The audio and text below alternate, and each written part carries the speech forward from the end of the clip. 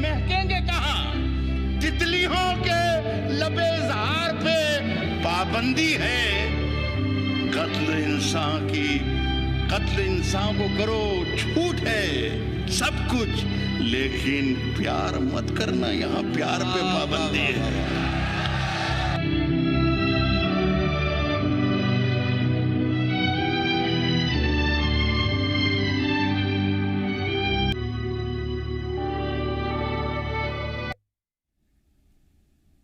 नमस्कार, स्वागत है आपका। आपके साथ मैं हूं राम मोहन शर्मा।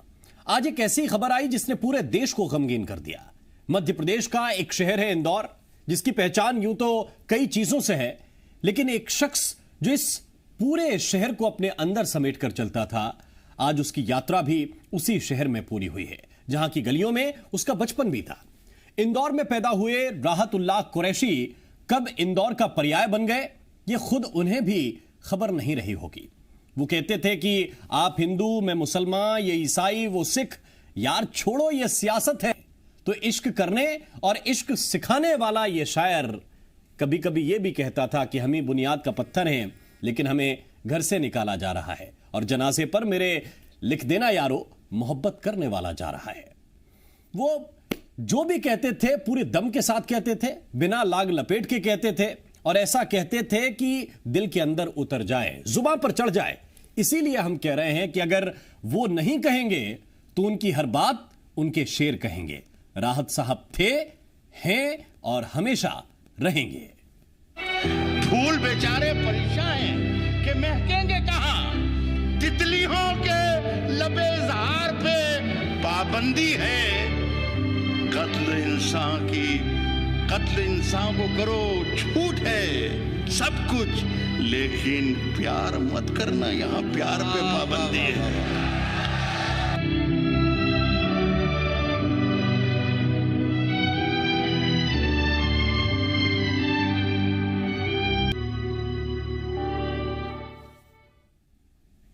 तो डॉक्टर राहत इंदौरी इंदौर शहर का पर्याय बन गए थे। वो सिर्फ भारत में नहीं, पूरी दुनिया में इंदौर शहर को उन्होंने एक तरह से नई पहचान दी, और हर मंच पर एक नई तबीयत के साथ राहत इंदौरी को लोगों ने देखा है।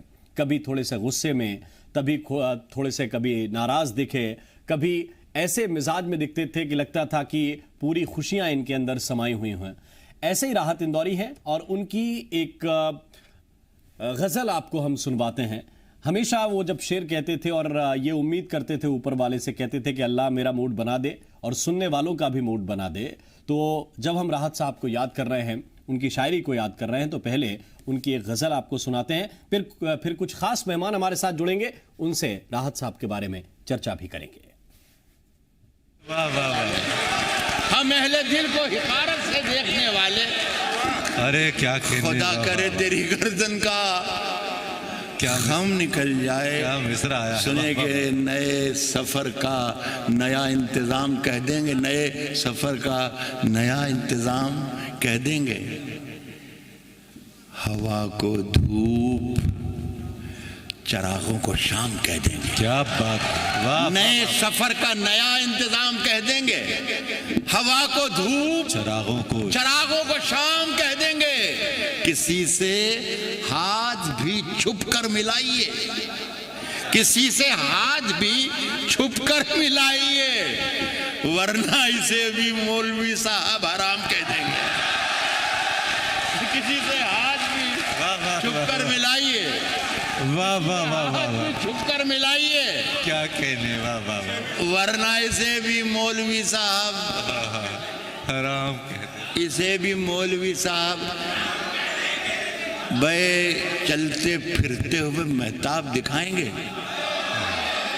बच्चे काफी अच्छी खासी तादाद में हैं, उनके शेर मुझे ज्यादा। तो ऐसी हजारों यादें हैं राहत इंदौरी साहब की, कोई एक शेर ऐसा नहीं है जिस पर आप टिक जाएं, दूसरा देखेंगे तो लगेगा कि ये उससे बेहतर है। हमारे साथ दो खास मेहमान इस वक्त हैं, शकील जमाली साहब हैं और माजिद देवबंदी साहब हैं। दोनों का मैं स्वागत करता हूं।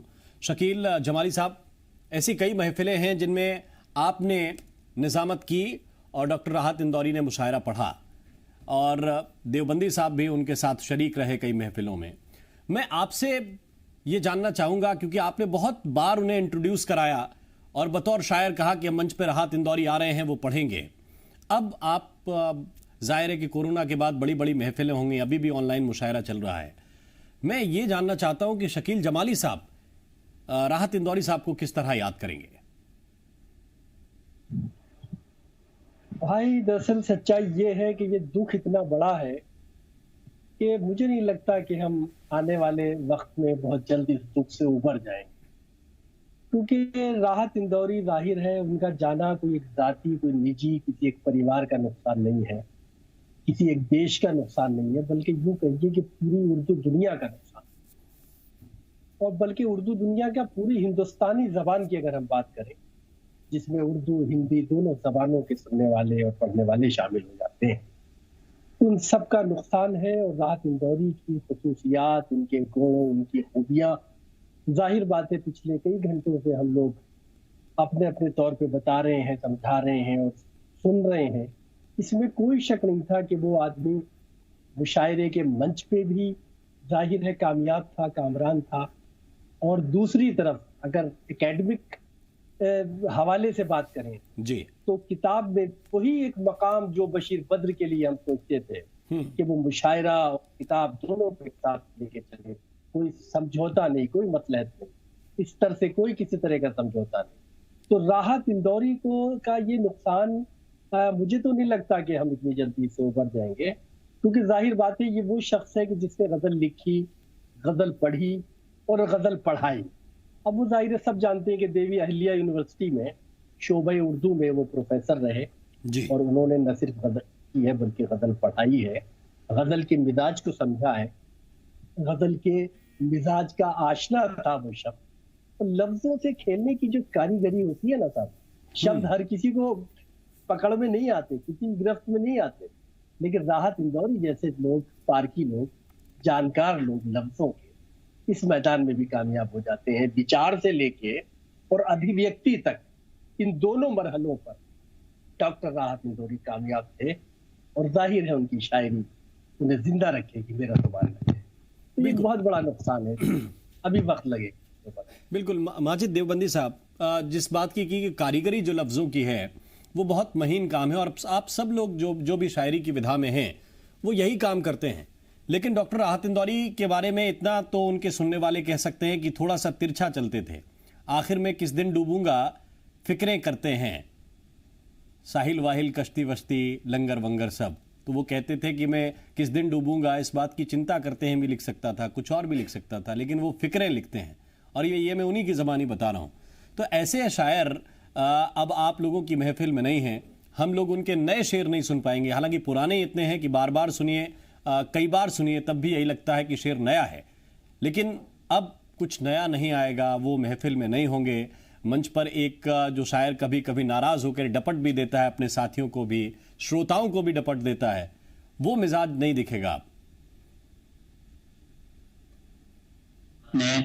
देखिए, जैसे आपने कहा थोड़ा सख्त भी थे वो, थोड़े टेढ़े भी थे, लेकिन आप अगर इतिहास उठाकर देखेंगे, तारीख उठाकर देखेंगे, तो सच हमेशा कड़वा रहा है। और राहत भाई क्योंकि सच बोलते थे तो वो कड़वा भी बोलते थे, इससे बुरा नहीं मानना चाहिए जी। उदाहरण के तौर पर, मैं मिसाल के तौर पर आपको बताऊं कि मैं दिल्ली गवर्नमेंट में 2.5 साल चेयरमैन रहा। तो मैंने चेयरमैन बनने के बाद पहले ही बड़े मुशायरे में राहत भाई को बुलाया। तो वो मुझे मोहब्बत से कहते थे, अबे माजिद ये क्या कर रहा है भाई, मैं तो 10 साल से ब्लैक लिस्टेड हूँ, तू बुलाएगा तुझे भी नुकसान होगा। मैंने कहा नहीं राहत भाई, मेरा पहला मुशायरा है और उसमें आप जरूर आएंगे। राहत भाई 10 साल तक उर्दू एकेडमी में नहीं बुलाए गए थे, क्यों? इसलिए कि वो सच बोलते थे जी। मैंने राहत भाई को बुलाया, वो वहां भी बास नहीं आए, बाइक पर कहा कि माजिद अब तेरा हश्र जो भी हो, लेकिन तूने मुझे बुला लिया, अच्छा नहीं किया। लेकिन मैंने कहा कि राहत भाई सच बोलने वाले नहीं रहेंगे तो फिर हम सब मर जाएंगे, साहित्यकार और दानिश्वर मर जाएंगे। राहत इंदौरी की जिंदगी बड़ी अजीब व गरीब थी। मेरा उनका 42 साल का सफर रहा है, पूरी दुनिया में वो मेरे साथ थे। आपको ताज्जुब होगा ये सुनकर कि कभी उन्होंने अपने छोटों को खर्च नहीं करने दिया। हम कुछ भी अगर पैसे देना चाहते चाय के कहीं के, तो डांटते, कहते थे कि अभी तुम्हारा बड़ा मर गया है। ये जो सभ्यता है, ये तहजीब है, ये आज हमारे दरमियान नहीं रही। आज तो मुशायरों में, कवि सम्मेलनों में गिरोहबंदी है, तू मुझे बुला मैं तुझे बुलाऊं, मैं तुझे अवार्ड दूं तू मुझे अवार्ड दे। जी जी। राहत भाई जैसे दानिश्वर और साहित्यकार और बुद्धिजीवियों के लिए ये अवार्ड बड़ी चीज नहीं है। उनका अवार्ड वो करोड़ों लोग हैं जो उन्हें दिलों में बसाते हैं, दिलों में याद रखते हैं। राहत भाई सख्त जरूर थे, लेकिन वतन से मोहब्बत का ये आलम था कि वतन की रेत मुझे रेड़ियां अगड़ने दे, मुझे यकीन है पानी यहीं से निकलेगा।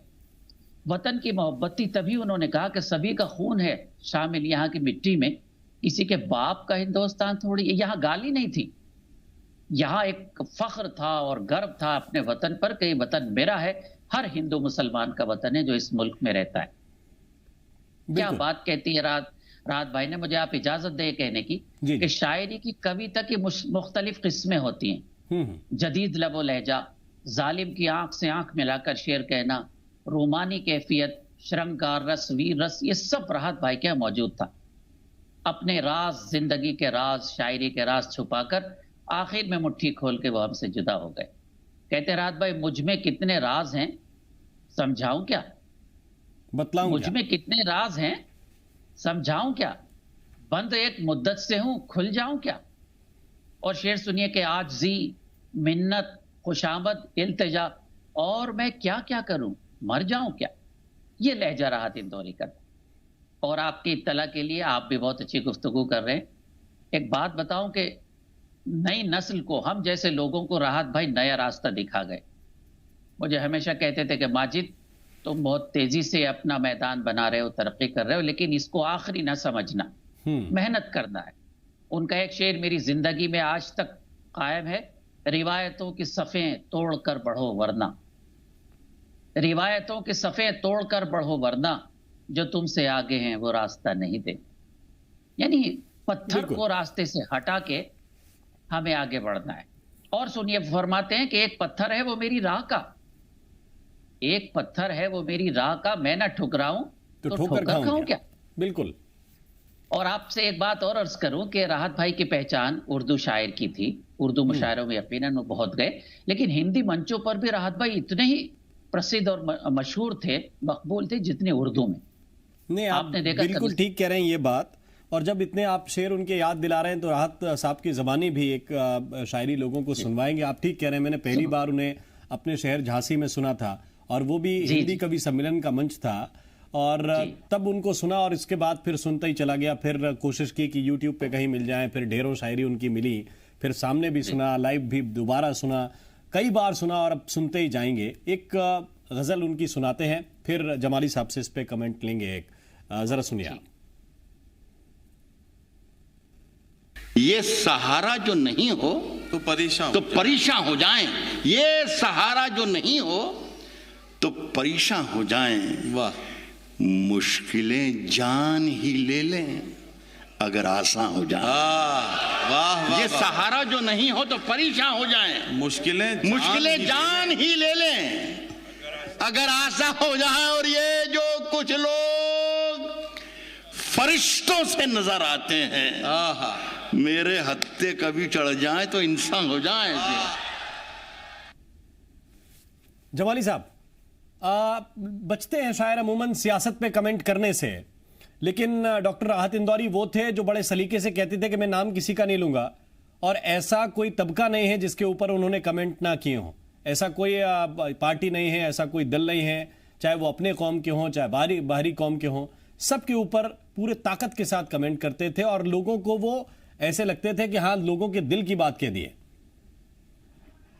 बिल्कुल सही बात, बिल्कुल सही फरमा रहे हैं आप। ये उनकी खूबी थी और उनकी खुसूसियत थी कि उन्होंने जुल्म के खिलाफ, बुराई के खिलाफ, नफरत और नाबराबरी के खिलाफ कभी उन्होंने समझौता नहीं किया, बल्कि कितना भी बड़ा आदमी मुशायरे में बैठा हुआ सदारत क्यों नहीं कर रहा हो, उन्होंने जो हक बात थी, जो सच था, वो उसको कहा, और बबांगे दोहल कहा, बगैर किसी डर और खौफ के कहा।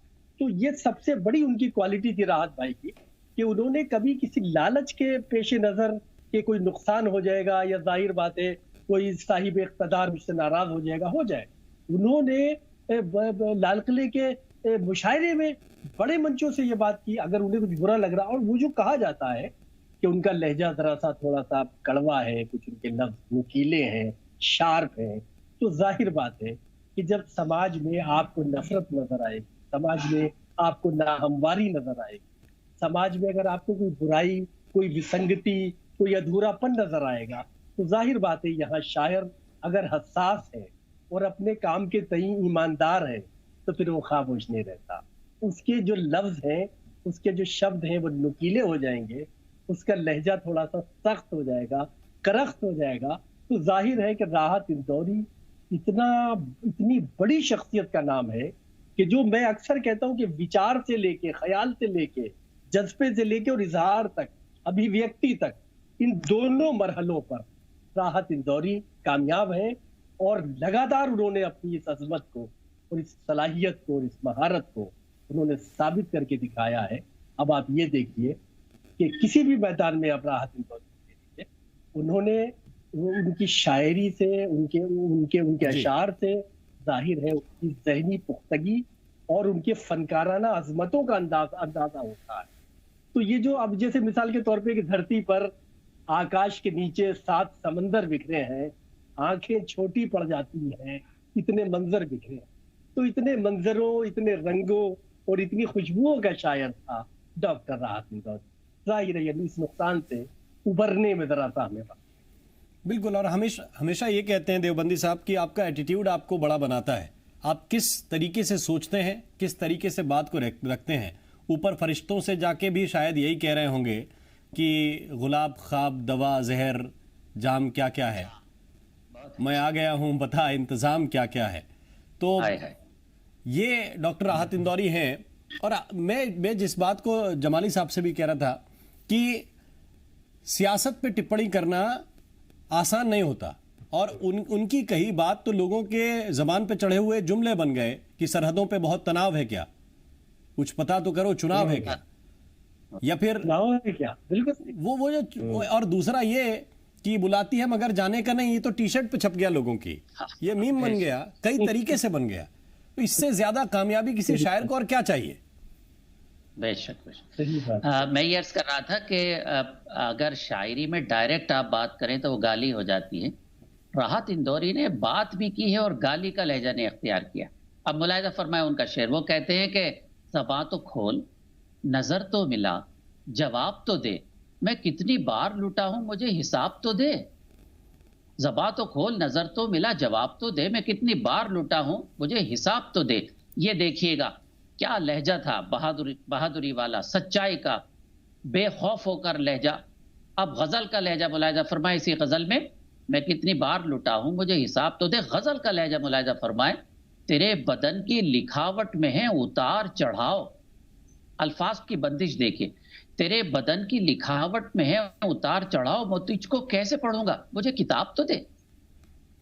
एक ऐसा शेर नहीं, सैकड़ों शेर है राहत भाई के। और अब आप जब याद दिला रहे हैं तो मैं सुनवाना चाहता हूं राहत साहब की जुबानी दर्शकों को थोड़ा सा।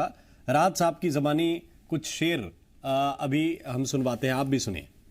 तो साहब ये कहा है कि मेरे हुजरे में नहीं और कहीं पर रख दो। मेरे हुजरे में नहीं और कहीं पर, मेरे हुजरे में नहीं और कहीं पर रख दो, मेरे हुजरे में नहीं और कहीं पर रख दो, मेरे हुजरे में नहीं और कहीं पर रख दो। आसमां लाए हो, ले आओ जमीन पर रख दो।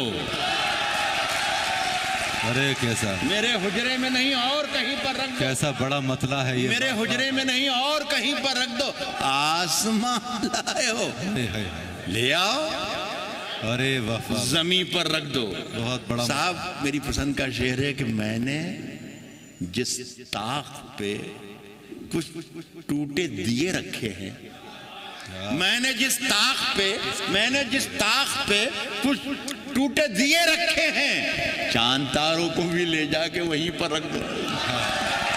मैंने जिस ताख पे कुछ टूटे दिए रखे हैं, क्या क्या शेर है, चांद तारों को भी ले जाके वहीं पर रख दो। अब कहाँ ढूंढने जाओगे। हमारे पुलिस का मुशायरा है, महकमा पुलिस के बड़े जिम्मेदारान यहाँ मौजूद है, मैं उन सब की नजर कर रहा हूँ। सोहेल भी इधर देखिए, अब कहाँ ढूंढने जाओगे, अब कहाँ ढूंढने जाओगे। हमारे कातिल आप तो कत्ल का इल्जाम हम ही पर रख दो। जमाली साहब, यही मैं शुरुआत में आपसे कह रहा था कि कोई क्या कहेगा, कोई कैसे कहेगा और कोई क्या इल्जाम लगाएगा, ये डॉक्टर राहत इंदौरी ने कभी चिंता नहीं की। और ये शेर भी जो आखिरी उन्होंने अभी पढ़ा कि आप कत्ल का इल्जाम हम ही पर रख दो, ये कभी फिक्र नहीं की कि कौन क्या सोच रहा है। बिल्कुल, ये तो है। देखिए, राहत साहब का कमाल ये था, और मैं उससे पहले जरा सा आपको ये बता दूं कि गजल जो है, खासतौर पे जो राहत साहब की पसंदीदा विधा थी गजल, तो गजल का मामला ये है कि वो दरअसल इशारों में और संकेतों में बात करते थे। जैसा अभी माजिद साहब ने कहा कि अगर हम बिल्कुल बराह रास्त बात करेंगे, सपाट बात करेंगे, तो अखबार की खबर बन जाएगी, उसे आप गजल नहीं कह सकते। तो राहत इंदौरी जैसा बड़ा आदमी इस बात को जानता था कि लफ्जों से हमें क्या मानी लेनी है। एक आम आदमी रात से रात का मानी लेता है, लेकिन राहत इंदौरी रात से दिन का मानी लेना चाहते हैं। और ये वो जानकार हाथ थे राहत इंदौरी कि जो लफ्जों को बरतना जानते थे। और लफ्ज मैं बार बार कहता हूँ कि आसानी से काबू नहीं देते, लफ्ज उसी को काबू देते हैं जो जाहिर है इस लायक होता है, जो लफ्जों का कारीगर होता है, लफ्जों का बाजीगर होता है, लफ्जों का जानकार होता है जी। या जो मेटाफर और ये जो किनाया है, इसकी जबान जानता है, इसकी भाषा जानता है। तो राहत इंदौरी का जो मामला है, उन्होंने कोई भी बात बराह रास्त नहीं की है और इतनी खूबसूरती से कमेंट किया है, इतनी खूबसूरती से व्यंग किया है कि कोई ये क्लेम नहीं कर सकता कि हमारे बारे में कहा गया है और सबको बताया कि इसके बारे में कहा जा रहा है। तो ये जो गजल की खूबी है, इसके माहिर में थे डॉक्टर राहत इंदौरी। और फिर वही बात कि जाहिर है वो गजल कहना भी जानते थे, गजल लिखना भी जानते थे और गजल पढ़ना भी जानते थे। तो जाहिर गजल की जो बुनियाद और उसकी असास का वाकिफ हो सकता है, तो फिर वो हर मरहले पे कामयाब होता है, हर मरहले कामयाब होता है। फिर वो किसी से समझौता नहीं करता, न समाजी सतह पे, न सतह पे, और न जो दूसरे शोबे हो सकते हैं जिंदगी के। इसलिए राहत इंदौरी ने पलट के नहीं देखा, किसी की परवाह नहीं की, और वो भी कहा जो उनके दिल को, उनकी आत्मा को, उनके जमीर को सही लगा।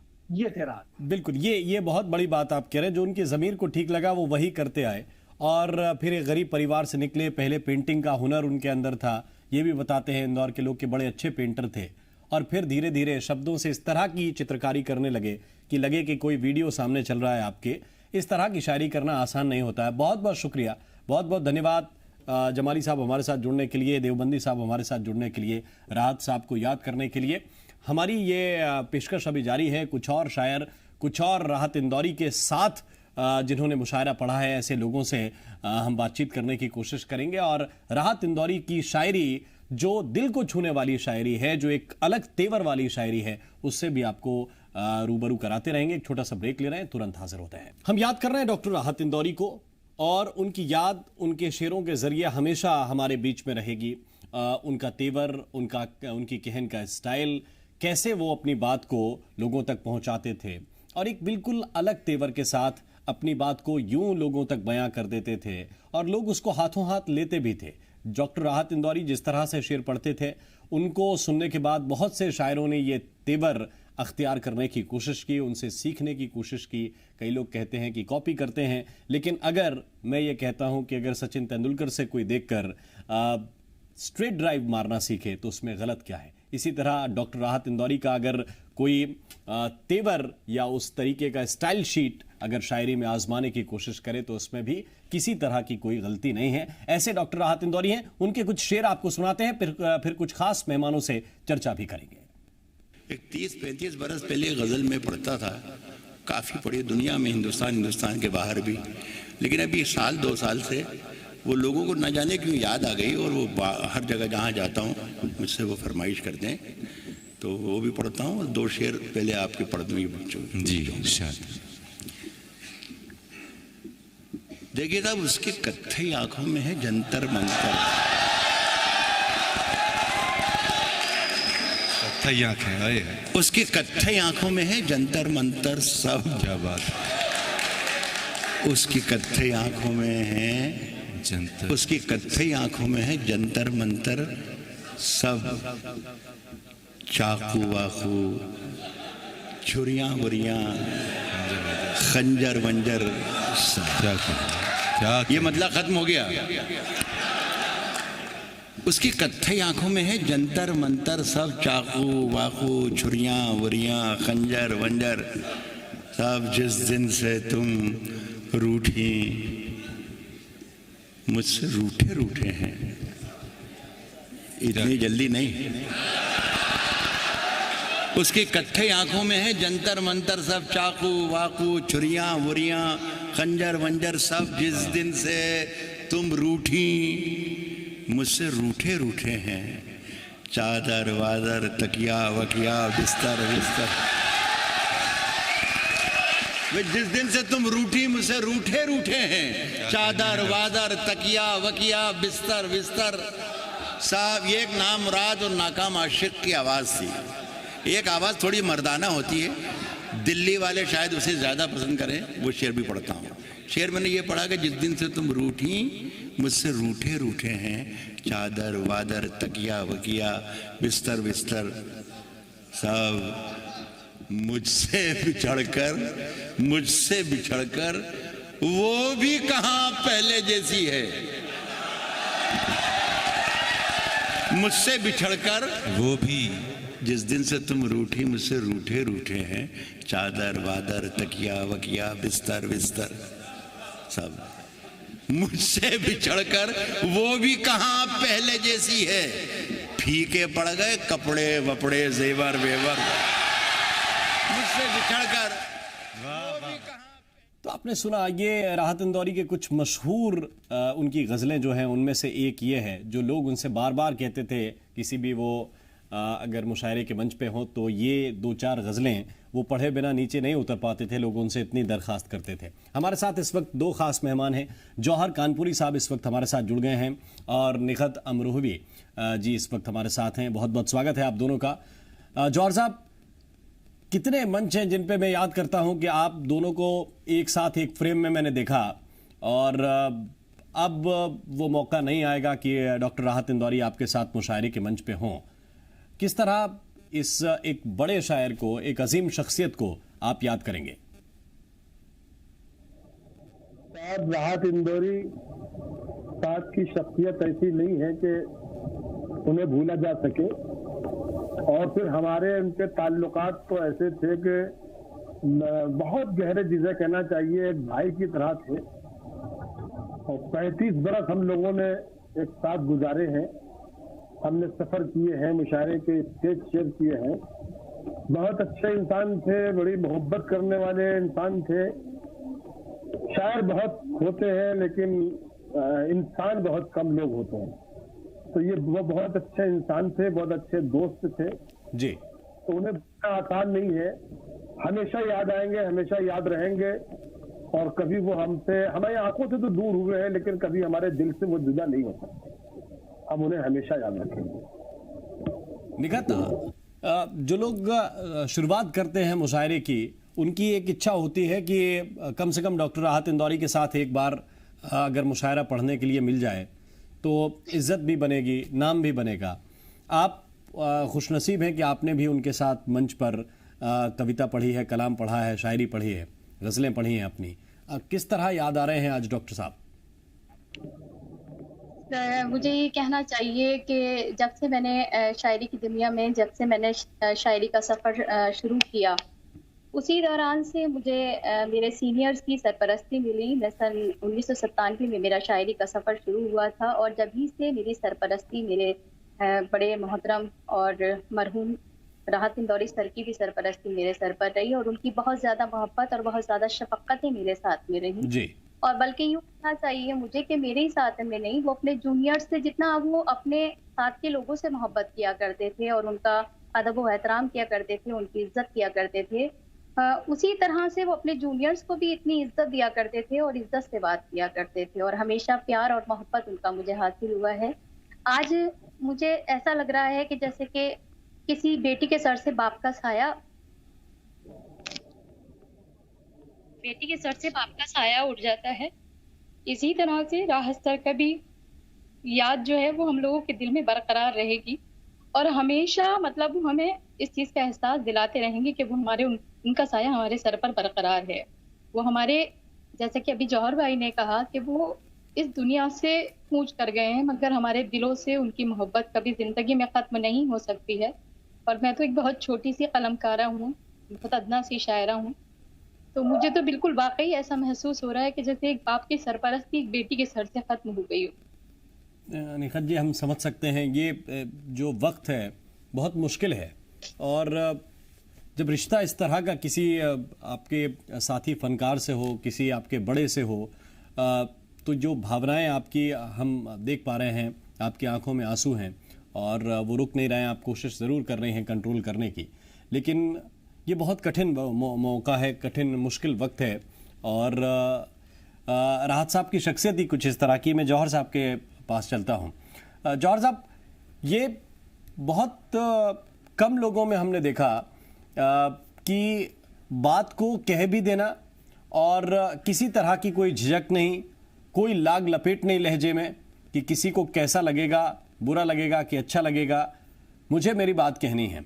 और फिर सारी चीज़ें, मीटर भी, बहर भी, हर चीज़ को कंट्रोल करना, और जिस चीज़ पे आप चाहें उस पे राहत इंदौरी को सुन लें। आप इश्क पे चाहें, मोहब्बत में चाहें, आप सियासी कमेंट्स में चाहें, आप अगर कौम की अगर शायरी हो तो उसमें चाहें, किसी भी तरह की शायरी में जब सुनता हूँ राहत साहब को तो लगता है कि ये एक इस तरह का बर्तन है कि जिसमें आप किसी भी चीज़ को अगर निकालना हो आप हाथ डालिए और जादूगर जिस तरह निकाल देता है कि ये रहा कबूतर, तो ये कबूतर भी मिलेगा। अगर आपको कोई और दूसरी चीज़ चाहिए, अगर आपको सोने की चीज़ चाहिए, चांदी की चीज़, हर चीज़ राहत साहब की गज़लों के अंदर हमने ढूंढी है। आप क्या कहेंगे? बिल्कुल ठीक कह रहे हैं आप। जादूगर का लफ्ज आपने इस्तेमाल किया, एकदम सही लफ्ज इस्तेमाल किया उनके लिए।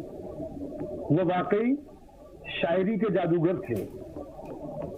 हर तरह की शायरी को इस तरह बयान कर दिया करते थे बेबाकी के साथ, उन्हें कोई लाग लपट नहीं रखते थे, बहुत बेबाकी से दो टोक बात कर दिया करते थे। जो महसूस करते थे उसे शायरी में डाल दिया करते थे। लेकिन खास बात तो ये थी, ये आपने एक बात ये कही, जा रहा था आपसे बात करूंगा कि आपने ये कहा कि चाहे बुरा लगे, ऐसी शायरी उन्होंने की ही नहीं जो किसी को बुरा लगे। हाँ, अब ये जरूर हो सकता है कि उसको शायरी को समझने में हमने गलती की हो तो शायद हमें लगे, लेकिन हम जब उसकी तह में उतरेंगे, क्योंकि शायरी एक ऐसी चीज नहीं है कि इधर कहा गया और उधर उसका मफहूम अदा हो गया, यानी उसके मजमून सामने आ गया। नहीं, उसकी तह में उतरना पड़ता है। शायरी के कई पर्दे होते हैं, कई तहें होती। जब हम उनके अंदर उतर के जाके देखते हैं तो हमें पर्दे हटती हुई नजर आएंगी, तो शेर बड़ा नजर आएगा, और वो जो बातें शायद हम जो ऊपर सोच रहे थे उसके बरस पे उसके पर्दे में कुछ और बातें निकलेंगी जो बहुत अच्छी बातें होंगी। इस मौके पर कोई आपको आपका शेर याद आ रहा हो या राहत साहब का कोई शेर याद आ रहा हो इस मौके पे? नहीं, राहत साहब के बेपनाह शेर है। देखिए, एक शेर तो राहत साहब का इस वक्त पढ़ना ये जरूरी समझता हूँ कि उन्होंने एक शेर ये कभी कहा था कि दिल धड़कने का तसव्वुर भी ख्याली हो गया, दिल धड़कने का तसव्वुर भी ख्याली हो गया, एक तेरे जाने से सारा शहर खाली हो गया। ये उन्होंने कभी कहा था, लेकिन जरा सी तरमीम के साथ ये कहा जाए कि दिल धड़कने का तसव्वुर भी ख्याली हो गया, एक तेरे जाने से ये संसार खाली हो गया। तो राहत साहब के लिए एक बात ये कहना बिल्कुल मुनासिब हुआ कि उनके जाने से पूरा संसार खाली हो गया, पूरी अदबी दुनिया खाली हो गई, साहित्य दुनिया खाली हो गई, तो खालीपन नजर आ रहा है। एक जहां तक एक ताल्लुक है, देखिए कभी उन्होंने एक शेर कहा था जो उनका शेर बड़ा मशहूर भी हुआ और इस पर काफी बावेला भी मचा, लेकिन शायरी बड़ी सच्ची करी उन्होंने कि सभी का खून है शामिल यहाँ की मिट्टी में, किसी के बात और स्थान थोड़ी है। तो बज़ाहिर ये शेर ऐसा लगा के कुछ लोगों को कि ये शेर बुरा कहा गया, साहब ये तो खिलाफ नहीं, लेकिन उसके आप जब तय में उतर के देखेंगे तो आपको पता चलेगा कि नहीं साहब, जंग आजादी में तो सारी कौम के लोग लड़े थे। तो ये यहाँ ये जो चमन है, ये चमन सारे फूलों का चमन है, इसमें हर रंग के फूल हैं, इसमें किसी का कोई बात नहीं। वही राहत साहब ये बात कहते हैं कि इसमें ए जमी एक रोज तेरे खाक में खो जाएंगे, सो जाएंगे, एक रोज खाक में खो जाएंगे, सो जाएंगे। ए जमी एक रोज तेरी खाक में खो जाएंगे, सो जाएंगे, मर के भी रिश्ता नहीं टूटेगा हिंदुस्तान से, ईमान से। पर राहत इंदौरी साहब ईमान की कसम खा के कह रहे हैं कि मर के भी रिश्ता नहीं टूटेगा। ये उनकी शायरी में, ये उनसे वतन की मोहब्बत की इंतहा है। तो जो आदमी अपने वतन से, अपनी मिट्टी से या जिससे भी मोहब्बत करता है, उससे कभी कभी शिकायत करने का भी उसे हक है। तो अगर वो हमसे मोहब्बत है तो हमसे शिकायत करने का भी हक है। ये चीज होनी चाहिए। शायर वही, फनकार वही सच्चा होता है जो बात करे, जो देखे उसे। बिल्कुल। मैं निकत जी से भी ये गुजारिश करूंगा कि वो कुछ शेर इस मौके पर याद करें अपने या फिर राहत साहब के, लेकिन उससे पहले एक राहत इंदौरी साहब की गजल उन्हीं की जबानी दर्शकों को जरा सुनाते हैं। मेरे पैरों में थोड़ी तकलीफ है पिछले दिनों से, उठने में चलने में इसमें दुश्वारी होती है। आप कुछ और शक मत कीजिएगा। मैं दूसरे या तीसरे नंबर पर जब शायर पढ़ रहा था कोई, तब यहाँ के हमारे दिल्ली के बड़े शायर माजिद देवबंदी साहब ने नाज़िम मुशायरा से कहा कि राहत इंदौरी को पढ़ा दें, इसलिए कि यहाँ पुलिस के आला हुक्काम बैठे हुए हैं, उनके सामने वो सुनाएं। तो मैंने उन्हें सख्ती से, ये बैठे हुए हैं, मैंने इन्हें मना किया कि मैं आला हुक्काम के लिए नहीं आया हूँ, मैं आपके लिए आया हूँ। अपने क्या कहने देखिए, हम अपनी जान के दुश्मन को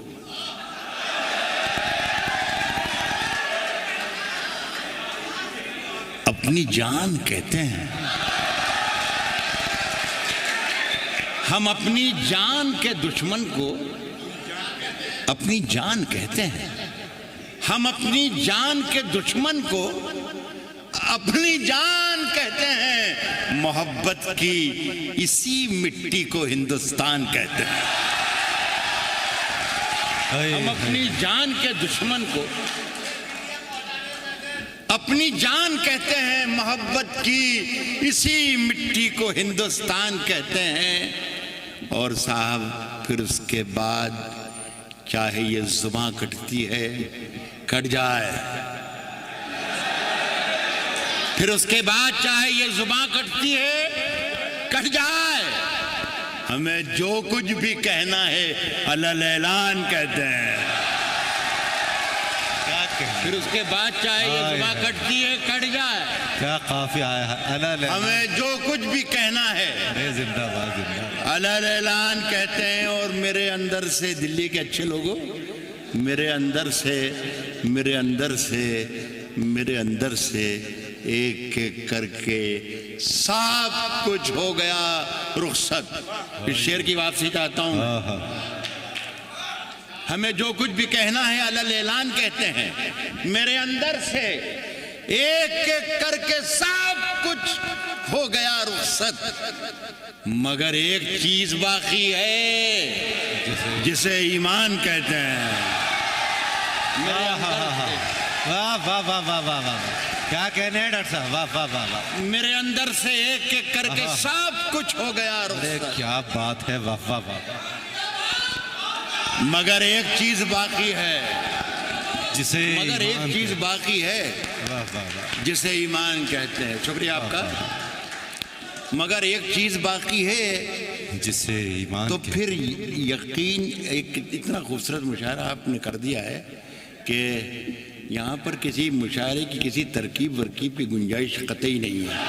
तो सीधे अच्छे शेर आप सुन रहे हैं तो मुझे ईमानदारी से अच्छे शेर सुनाना चाहिए। वरना मुशायरा जो होता है, मुशायरे का जो डमरू होता है, कई बार बजा आज भी, वो मुशायरे का जो डमरू है वो मुझसे ज़्यादा बेहतर कोई बजा ही नहीं सकता। ये सच्चाई है। लेकिन नज़र ना लगे आपकी ऐसी खूबसूरत महफिलों को। पुलिस की ज़िहानत पर मैंने कभी भी शक नहीं किया। लोग तंज करते रहते हैं। एक हमारे अजीज पढ़ते हैं, एक इमरजेंसी के ज़माने में एक मर्तबा मुशायरे में कह दिया गया कि सरकार चोर है। तो दूसरे दिन पुलिस स्टेशन पे बुला लिया गया। कहा कि आपने मुशायरे में कल ये कहा कि सरकार चोर है। कहा कि भाई, कहा तो है कि सरकार चोर है, लेकिन ये थोड़ी कहा कि हिंदुस्तान की सरकार चोर है या पाकिस्तान की सरकार चोर है या अमेरिका की सरकार चोर है या बरतानिया की सरकार चोर है। तो वो पुलिस ऑफिसर देखकर मुस्कुराया और कहा कि अच्छा, आप हमें बेवकूफ़ भी समझते हो। क्या हमें मालूम नहीं कि सरकार कहाँ की चोर है? ठीक है, तो सुनिएगा। खैर, तो फिर यकीन से आगे आप भी जिम्मेदारी का एहसास रहे, आपके पास भी मेरे पास भी। आपको ये भी एहसास मुझे दिलाते रहना है कि आप जामिया के स्टूडेंट्स या तालीम, क्या कहना है मुझे, जो हैं मुतालिकीन हैं।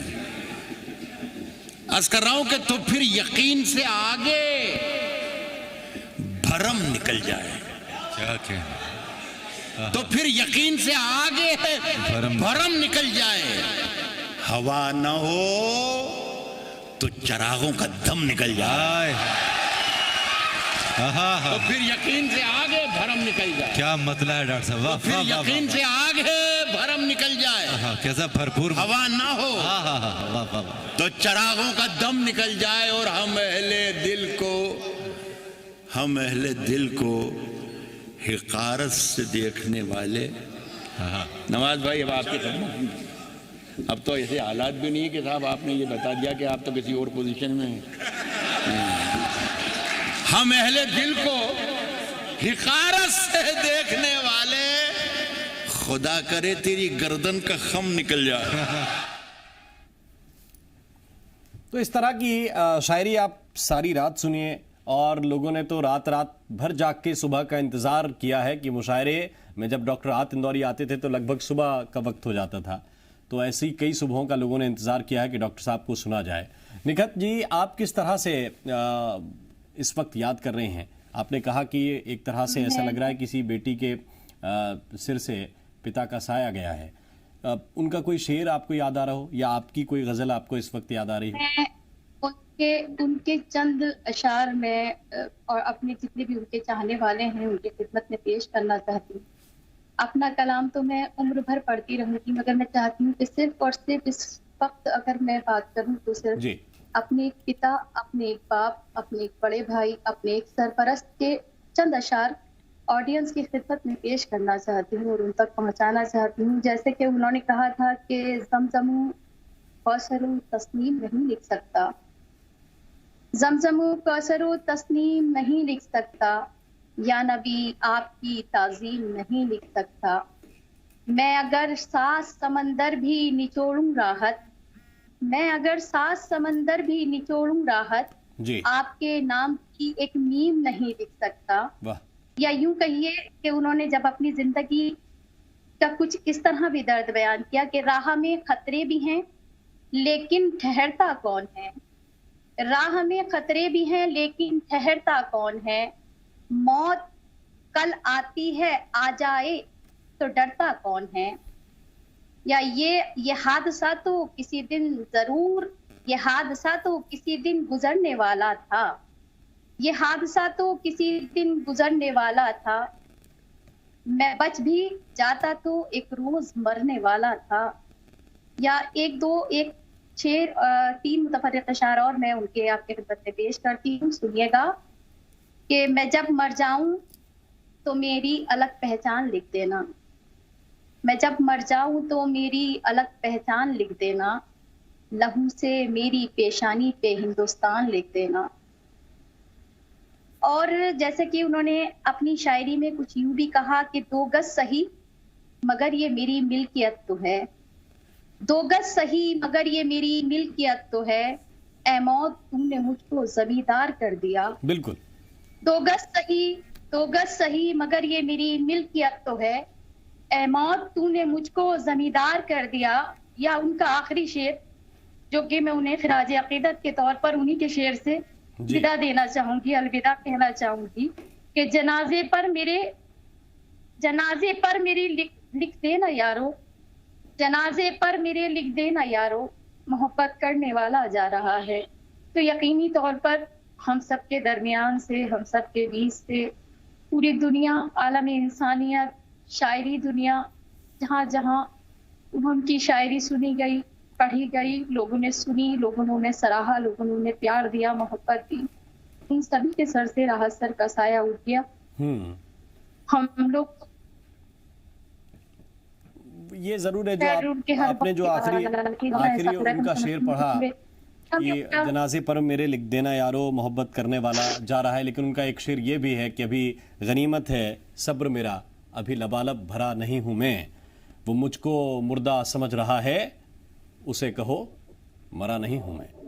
जौहर साहब कैसे जाएंगे, यादों से तो नहीं जा, जो आपने शुरुआत में बात कही कि डॉक्टर राहत इंदौरी कहाँ जाएंगे, वो हमारे बीच रहेंगे, उनकी हर बात हमारे बीच रहेगी, और जब मुशायरों के मंच पे आप भी जाएंगे तो चर्चा तो लगातार होती रहेगी।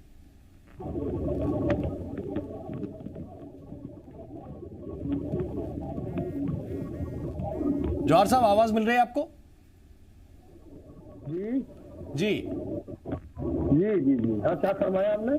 मैं यही कह रहा हूं कि डॉक्टर राहत इंदौरी साहब, आपने जो शुरुआत में बात कही कि उन्हें कभी भुलाया नहीं जा सकता, वो इस दुनिया से एक जिस्म के रूप में तो रुखसत हो सकते हैं, लेकिन न तो उनकी शायरी, उनकी रूह, वो हमेशा कहीं हमारे आसपास रहेगी। बिल्कुल बिल्कुल सही है ये। मैं एक 4 लाइनें अपनी सुनाता हूँ इस मौके पर जी।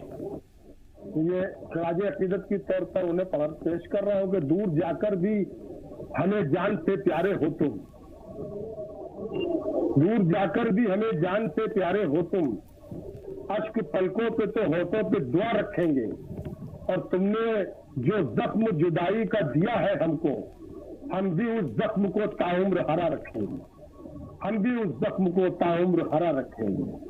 तो जख्म को हरा रखने का मतलब यही है कि हम जिंदगी भर आपको याद रखेंगे, जिंदगी भर हम आपको भूल नहीं सकते, क्योंकि भूलने वाले लोग हैं नहीं, ये तो ऐसे लोग भूले थोड़ी जा सकते हैं। राहत इंदौरी साहब की खूबी यही है कि वो अपने शेरों में हमेशा जिंदा रहेंगे। अपने शेरों को जो फूल खिलाकर वो गए हैं इस दुनिया में, उसकी खुशबू से हम सारी जिंदगी महकते रहेंगे, अपने ख्यालात को महकाते रहेंगे, अपनी फिक्रों को महकाते रहेंगे। वो आपको याद होगा अच्छी तरह से, वो कहते थे कि फूलों की दुकानें खोलो, खुशबू का व्यापार करो, और इश्क खता है तो ये खता एक बार नहीं 100 बार करो। तो ऐसे मौके पर क्या एकदम से अचानक ये हादसा गुजरा, तो जहन बिल्कुल बाउक है, जहन पूरी तरीके से हाजिर नहीं है। अभी तक हम लोग अपने आप को संभाल नहीं पाए हैं कि ये क्या हो गया। तो शेर तो उनके एक नहीं सैकड़ों शेर हर मौके के लिए उनके शेर हैं, और हर तरह के शेर हैं। बस ये है कि कब कौन सा याद आ जाए, या यही बड़ी बात है। बहुत बहुत शुक्रिया आपका जौहर कानपुरी साहब, और निखत अमरोही जी, आपका बहुत बहुत शुक्रिया हमारे साथ जुड़ने के लिए। और मैं हमेशा ये कहता हूं कि आपने जाने के लिए क्या तैयारी की है, जिंदगी की तो तैयारी है। राहत इंदौरी हमेशा ये कहते थे कि रोज वही एक कोशिश जिंदा रहने की, मरने की भी कुछ तैयारी किया करो। तो अपने 40-50 साल के करियर में वो रोज तैयारी करते थे कि जब जाऊंगा तो लोग किस तरह से याद करेंगे, और डॉक्टर राहत इंदौरी को लोग आज इसी तरह याद कर रहे हैं। वो हमेशा हमारे दिल में बने रहेंगे। खास पेशकश में अभी के लिए बस इतना ही। नमस्कार। फूल बेचारे परेशान हैं कि महकेंगे कहाँ, तितलियों के लबे इज़हार पे पाबंदी है, कत्ल इंसान को करो छूट है सब कुछ, लेकिन प्यार मत करना, यहाँ प्यार पे पाबंदी है।